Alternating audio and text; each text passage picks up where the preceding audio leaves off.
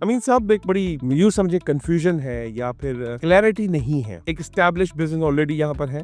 रंजी साहब देखें, आप जब एमएनसीज एस्टैब्लिश बिजनेसेस या anything that has been working for a long time, तो जो कीवर्ड एमबीए में आपको मिलता है ना, वो masters in business administration. Yes administration is the keyword. Keyword yes. ये जो बड़ी बड़ी company, oil companies, steel companies आ रही थी, उनको मैनेज करने वाले लोग नहीं थे। फॉर एग्जाम्पल जैसे कि मेरी एज जैसे लोग या जो ऑलरेडी 40s एंड 45s में पहुंच चुके हैं, वो कहते हैं यार अब तो फ्रूट खाने का टाइम आ चुका है, नया तजर्बा आप हमसे मत करवाएं, because I can not see and I don't want to be fail again. Before I actually jump into that, I want to talk about, when you said there's somebody who's at the age of 40, 45, and they're like, I don't want to go to zero because I'm at 10. I think it's very selfish. साहब एक बड़ी यूँ समझे confusion है या फिर clarity नहीं है।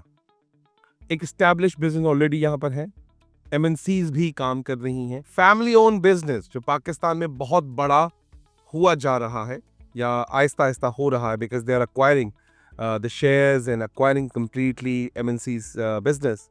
और दूसरा स्टार्टअप, इन सब के अंदर क्या मोटा मोटा डिफरेंस है जो लोगों को समझना चाहिए कि मैं कैसे काम स्टार्ट करूं इन सब के होते हुए। रंजी साहब देखें, the very first thing that we need to understand is first principles. ठीक है, हम बहुत टेक्निकलिटीज की बात कर सकते हैं, अगर हमने फाउंडेशंस को नहीं समझाना तो we will never be able to build something sustainable.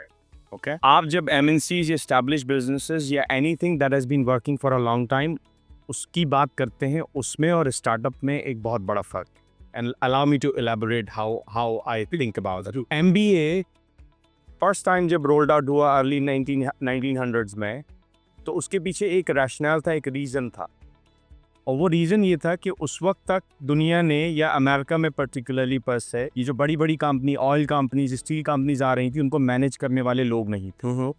तो जो कीवर्ड एमबीए में आपको मिलता है ना, वो masters in business administration. Yes administration is the keyword. Keyword yes. Right. So अब उसके बाद हुआ ये कि इवन इन इमर्ज्ड मार्केट्स लोगों ने उस फिनोमेना को पकड़ के रखा और उन्हीं लोगों से बिजनेसेस और स्टार्टअप्स करवाने की सोची when it started in 1940s and 50s। और फिर रियलाइज किया कि यार ये जो 90% फेलियर रेट है, ये क्यों आ रहा है।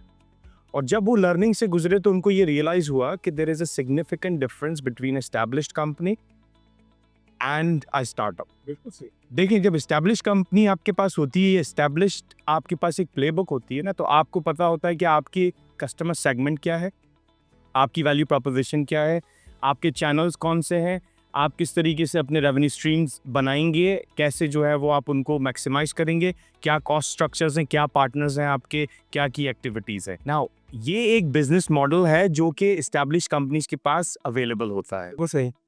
while startup is in a search for that business model.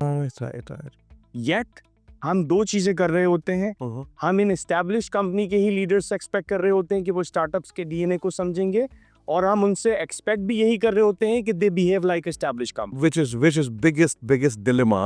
Right. Yes. And that's where the first principles are missed. Yes. जब आपके पास ये फर्स्ट प्रिंसिपल्स मिस्ड हैं, then how can you embrace failure? How can you allow someone to fail gracefully? क्योंकि आपने तो वो testing element ही निकाल दिया, because now you are asking them to give them the 5-year plan and all of these things। और ये मैं कोई यूनिक बात नहीं कर रहा, the world understands it, but हमने स्टार्टअप इकोसिस्टम तो बना दिया, लेकिन हमने कभी नर्सरी लेवल के फाउंडेशन चीज़ों पे बात ही नहीं की। So everybody who I meet, they are saying, साहब आप हमारे पास जो ये प्रोटोटाइप है, आप इन्वेस्टमेंट करेंगे, हमारे पास ये आइडिया है, आप इन्वेस्टमेंट करेंगे। मैं कह रहा हूँ भाई, let's talk about the first principles here, क्योंकि जब तक आपके पास फर्स्ट प्रिंसिपल्स नहीं होंगे ना, कल को आप जितना ऊपर चले जाएं, अगर आपको स्टार्टिंग पॉइंट की क्लैरिटी नहीं है, if you have to retract back कि यार स्टार्ट कहाँ से करना है, then how you going to be able to survive and how you going to actually give us the returns, right? So the healthy relationship with failure has to be testing, rapid testing, जो कि again बड़ी बड़ी companies भी अब struggle करती हैं। MNC struggle क्यों करती है? क्योंकि उनके पास भी ये माइंडसेट नहीं है, राइट? और ये माइंडसेट बहुत ज़रूरी है स्टार्टअप इकोसिस्टम को बनाने के लिए और टैलेंट को नर्चर करने। ये शायद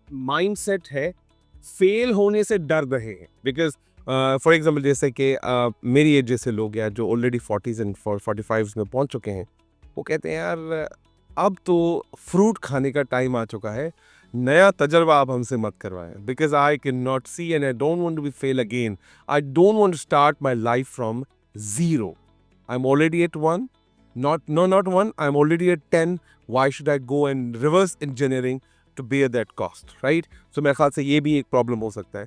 एक चीज़ मैं आपसे और पूछना चाहूँगा कि जैसे 0 to 1 की हमने बात की, स्टैब्लिश कंपनीज की ऑलरेडी बात की. आपका कोई ऐसा या जिनके साथ आपने काम किया ऐसी सक्सेस स्टोरी हो, जैसे स्टार्टअप के साथ आपने काम किया हो, या फिर जीरो से एक कोई स्टार्टअप को खड़ा किया हो, या किसी का पार्ट बने हो और उस पे आपकी क्या वैल्यू एडिशन है, इसके बारे में थोड़ी बात करें. देखिए, पर्सनली अगर मैं अपने एक्सपीरियंस की बात करूँ ना, before I actually jump into that, I want to talk about, you know, when you said that somebody who is at the age of 40-45 and they're like, I don't want to go to zero because I'm at 10. Yeah.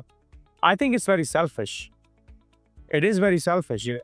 And it's fundamentally selfish because आज अगर हम technology से और जो advancement से benefit उठा रहे हैं, या आपने 0 to 10 तक पहुंच के जिन चीज़ों को इस्तेमाल किया है, उस पर किसी ने R&D की थी, उसने किसी ने फेलिंग करके उस चीज़ को जो है वो एग्जिस्टेंस में लेकर आए थे आइडियाज से, right? So if you are in a position that you are on 10, what I would actually, you know, advise to think with a different perspective कि आप अगर इनोवेशन की बात करते हैं तो आपको रिस्क कैपिटल की भी रिक्वायरमेंट होती है, और venture capital plays a part in risk capital. Okay, जब आपके पास इनोवेशन है और रिस्क एपेटाइट नहीं है, तो आप एक हाथ से ताली बजाने की बात कर रहे हैं, तो आप एक हाथ से ताली नहीं बजा पाएंगे, right? So people here in Pakistan particularly, what I have noticed के there is a different perspective कि हम चैरिटी को तो समझते हैं, हम वेलफेयर के में we are one of the most charitable nations, लेकिन हम जो है वो प्रोडक्टिविटी ग्रोथ को बढ़ाने के लिए जो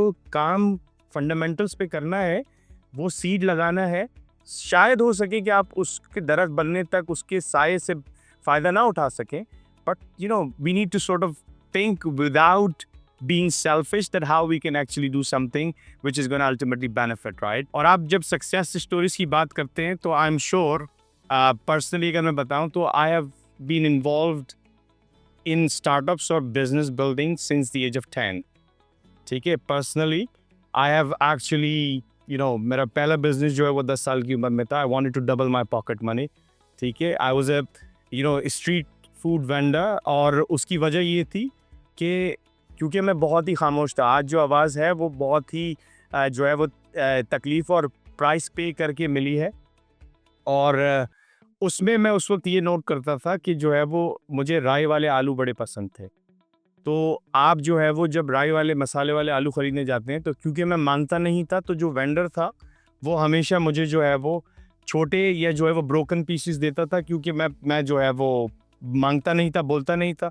अब कोई बड़ा या दूसरा बंदा जो बोलता था वो आता था तो अपने हिसाब से उठा के लेके जाते थे. तो मैं ये सोचता था कि यार मैं भी वही 8 आने दे रहा हूँ और दूसरा बंदा भी 8 आने दे रहा है, and that's when I was a kid, right? छोटी सोच थी उस वक्त, बट जो फंडामेंटल्स से वो समझ आते थे.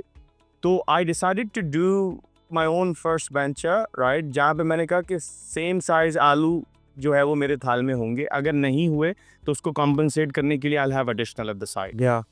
तो उसकी जो प्रिक्योरमेंट थी ना, वो मैं 7 डिफरेंट आलू वालों से मार्केट में जाके करता था, सेम साइज आलू उठाता था, मेरे छोटा.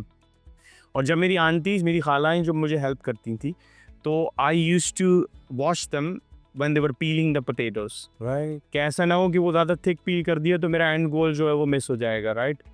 Little did I know physics has something to play in it. कुछ आलू जो है वो नरम ऐसे ही हो जाके जो है वो नरम हो जाएंगे. So I found that solution that I set at the side, right? From there on to working with Intel, जहाँ पे हमने बहुत सारे इनोवेटिव जो है वो इनिशिएटिव्स ड्राइव किए with fab of the future. You know, उसके साथ साथ हमने जो है वो you know how to actually continuously evolve, kaizen को इम्प्लीमेंट करके how we are gonna continuously do this innovative thinking, right? So this is where I started.